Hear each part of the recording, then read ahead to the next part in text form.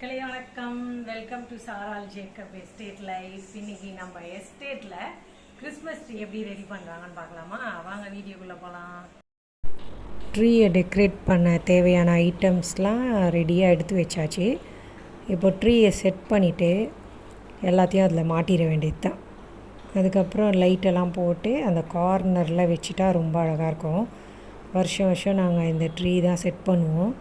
இது எங்கே கிடைக்கிதுன்னா மாத்தளையில் தான் நாங்கள் வாங்கினோம். எங்களுக்கு மாத்தளை டவுன் தான் பெரிய டவுன். அங்கே தான் தேவையான ஐட்டம்ஸ்லாம் வாங்குவோம். இந்த ட்ரீயும் அங்கே தான் வாங்கணும்.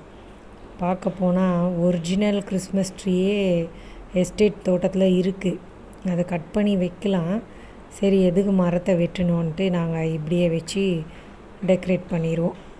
ஆனால் எஸ்டேட்டில் சில கிறிஸ்டியன்ஸ் இருக்கிறாங்க, நம்ம தோட்டத்தில் வேலை செய்கிறவங்களே வந்து கேட்பாங்க, நாங்கள் ஒரு கிளை வெட்டிக்கிறோன்னு. சரி, நாங்களும் கொடுப்போம்.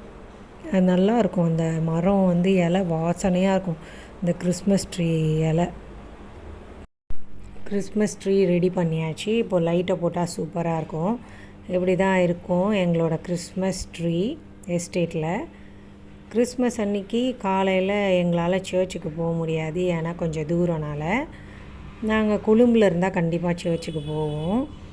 வீட்டில் காலையிலே எழுந்து ஜெபம் பண்ணிவிட்டு நமக்கு பிடித்த சாப்பாடெலாம் சமைச்சி சாப்பிட்டுட்டு வேலை செய்கிறவங்களுக்கெலாம் நாங்கள் ஸ்வீட் செய்வோம். ஆள் வச்சு வீட்லேயே முறுக்கு, அதிரசம், குக்கீஸ், கேக் எல்லாமே செஞ்சு பேக் பண்ணி நம்மக்கிட்ட எவ்வளோ ஒர்க்கர்ஸ் வேலை செய்கிறாங்களோ அவங்க எல்லாருக்கும் தனித்தனியாக நாங்கள் கொடுத்துருவோம். அவ்வளோதான் எங்களோட கிறிஸ்மஸ்.